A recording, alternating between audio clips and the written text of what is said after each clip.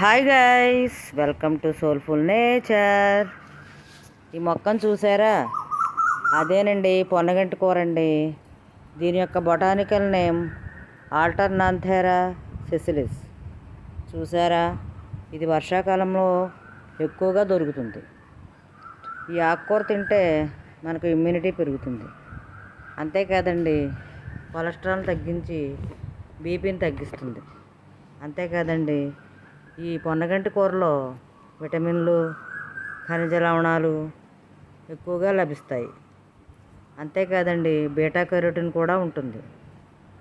ఈ ఆకులో పుష్కలంగా బయోటిన్ కూడా లభ్యమవుతుంది. అందువల్ల జుట్టు చక్కగా పెరుగుతుంది. చూసారా?